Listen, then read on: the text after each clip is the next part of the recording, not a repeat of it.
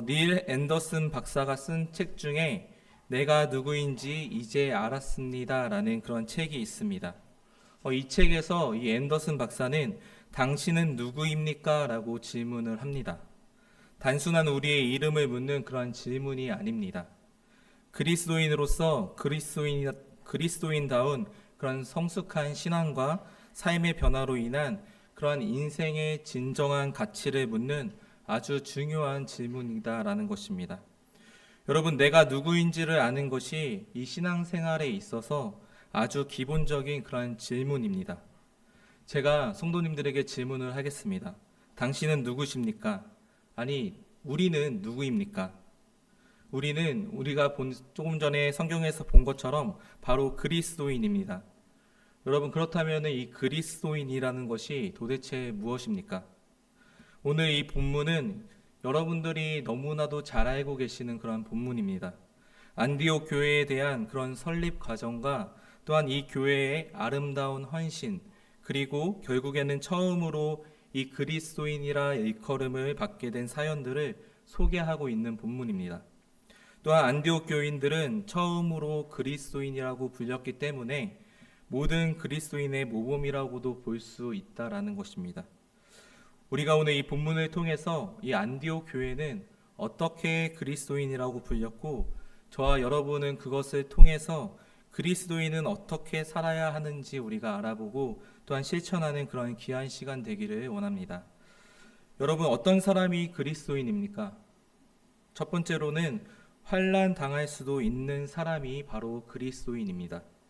먼저 19절을 보시면은 그때 스데반의 일로 일어난 환난으로 말미암아 흩어진 자들이 베니게와 구브로와 안디옥까지 이르러 유대인에게만 말씀을 전하는데 라고 합니다. 처음에 스데반의 일로 일어난 환난이라고 성경은 설명을 합니다. 성도님들도 알다시피 이 초대 교회의 7 집사는 한 교회에서 섬긴 것이 아니라 하나하나의 공동체를 형성해서 그 공동체에서 사역하고 있었음을 우리가 이 스데반의 설교를 통해서 알 수 있습니다. 그런데 스데반의 설교를 들은 유대주의자들이 이 스데반을 돌로 쳐서 죽이게 됩니다. 이 스데반의 순교로 인해 스데반 공동체는 다 흩어지게 됩니다. 그리고 유대교의 핍박을 피해서 이곳 안디옥까지 이르게 된 것입니다. 이 안디옥은 예루살렘 북쪽으로 약 480km 정도 떨어진 곳에 위치하고 있습니다. 또한 중요한 상업 중심지이고 로마 제국에서 세 번째로 큰 도시였습니다.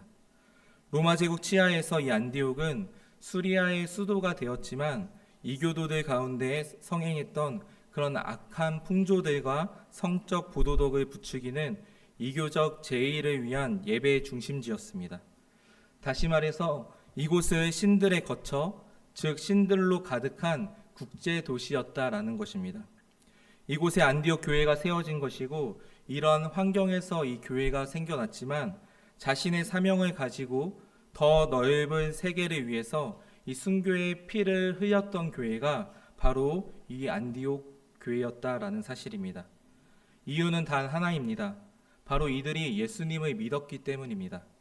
예수님을 믿었더니 환난을 당했고 또한 고향을 떠나서 이곳 안디옥까지 이르게 되어서 살게 된 것입니다. 여러분, 이처럼 그리스도인은 환난을 당할 수 있습니다.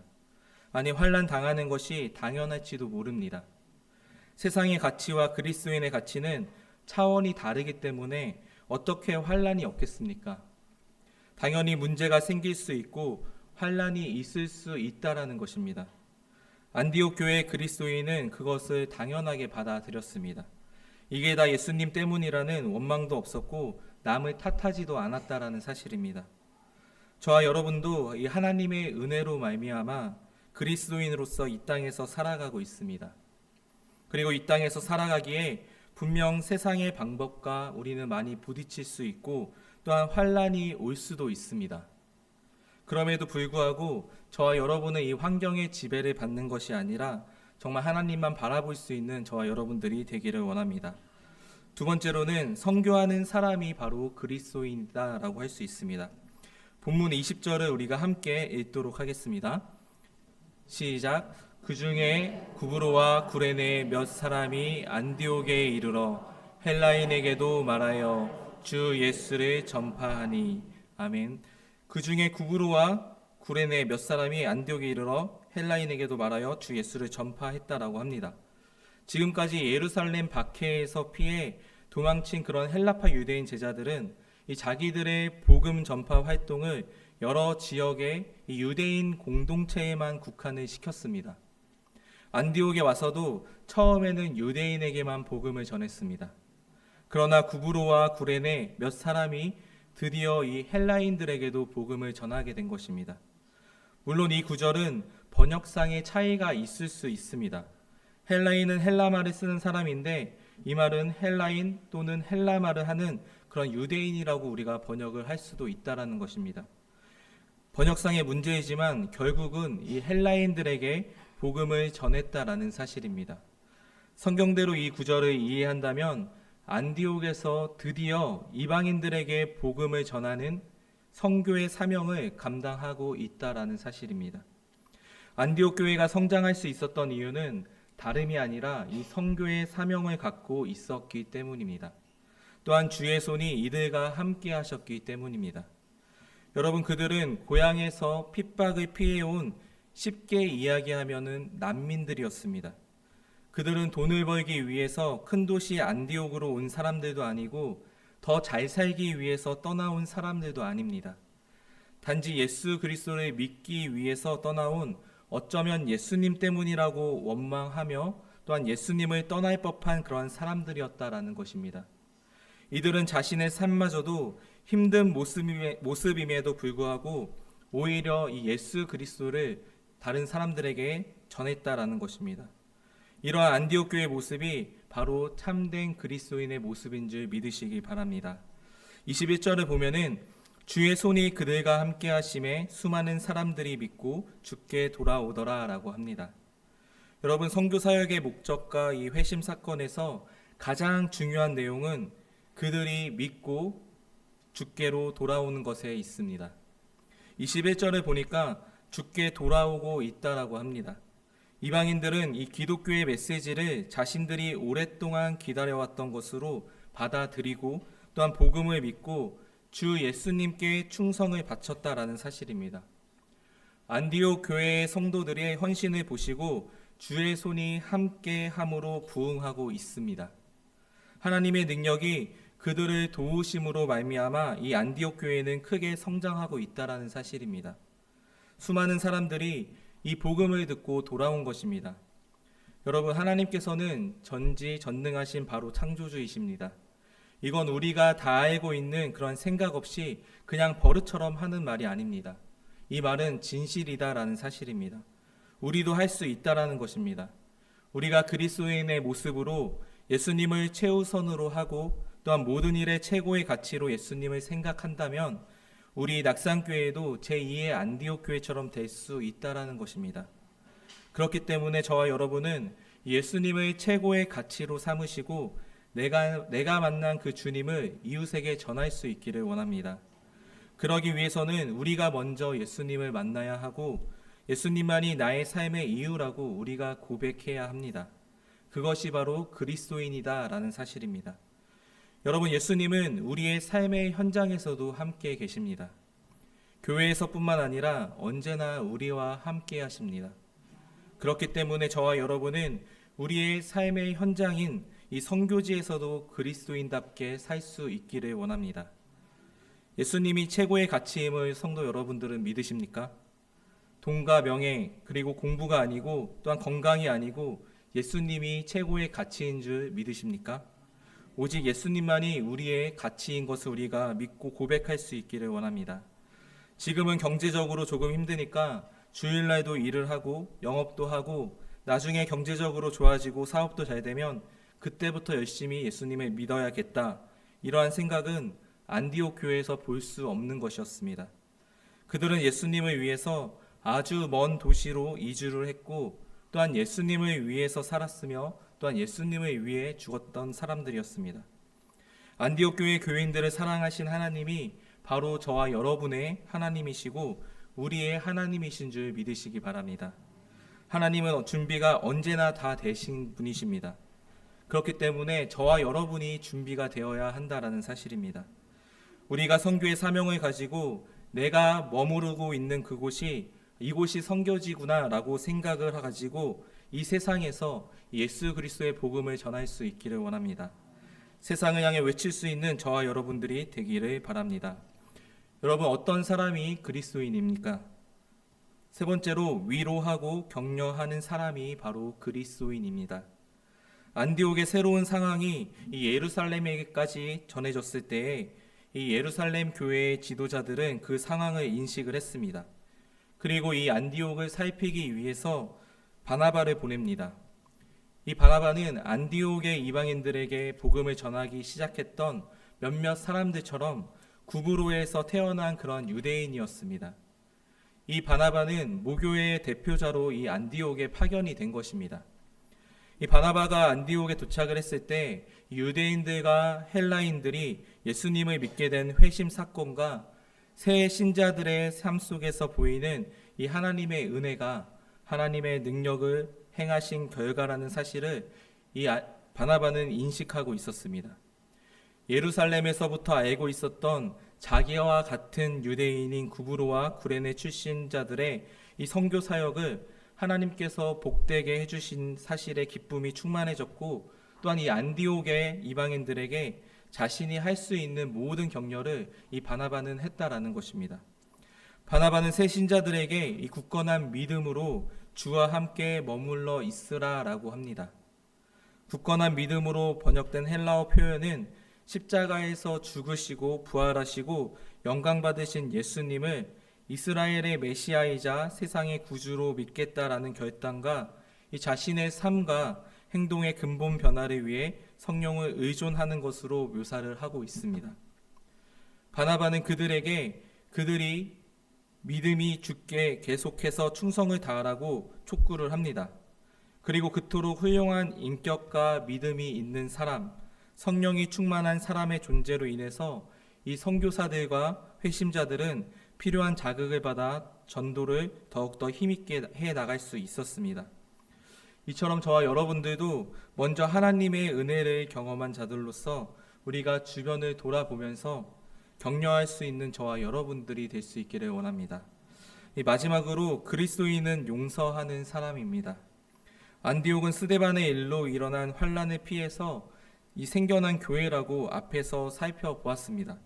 이 스데반의 일을 여기서 다시 한번 살펴보기를 원하는데, 이 스데반은 사도행전 7장에서 죽습니다. 사도행전 7장 59절과 60절을 우리가 함께 읽도록 하겠습니다. 시작. 그들이 돌로 스데반을 치니 스데반이 부르짖어 이르되 주 예수여 내 영혼을 받으시옵소서 하고 무릎을 꿇고 크게 불러 이르되 주여 이 죄를 그들에게 돌리지 마옵소서. 이 말을 하고 자니라. 아멘. 여기까지는 우리 모두가 다 알고 있는 그런 사실입니다. 그리고 58절과 8장 1절 초반을 보면은 58절에서는 성 밖으로 내치고 돌로 칠세 증인들이 옷을 벗어 사울이라 하는 청년의 발 앞에 두니라 라고 합니다. 그리고 8장 1절을 보시면은 사울은 그가 죽임 당함을 마땅히 여기더라 라고 합니다. 여기를 살펴보면은 이 사울이라는 청년은 이 스데반의 죽음과 밀접한 관련이 있습니다. 여러분들이 보시기에도 그러실 겁니다. 여러분, 사울이 누구입니까? 사울이 바로 나중에 회심하게 된 바울입니다. 그렇다면 오늘 본문을 다시 한번 우리가 보는데 11장 25절과 26절을 다 같이 보도록 하겠습니다.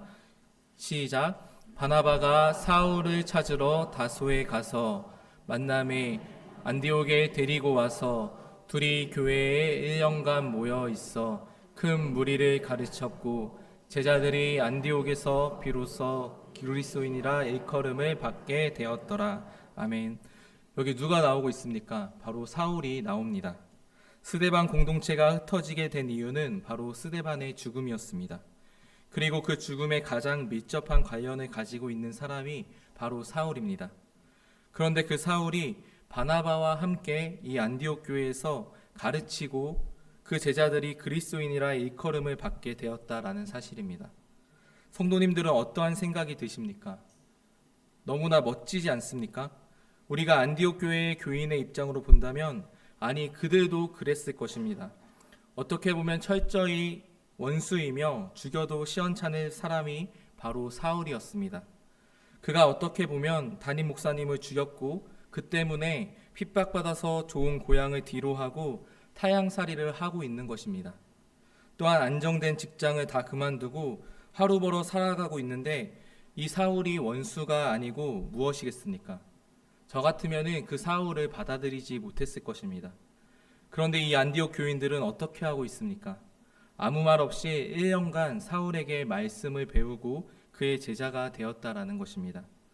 성경에는 나와 있지 않지만 얼마나 그 시간이 힘들었겠습니까?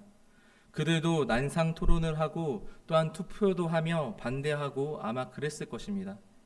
우리도 알다시피 이 사울은 원수입니다. 용서가 되지 않은 사람입니다.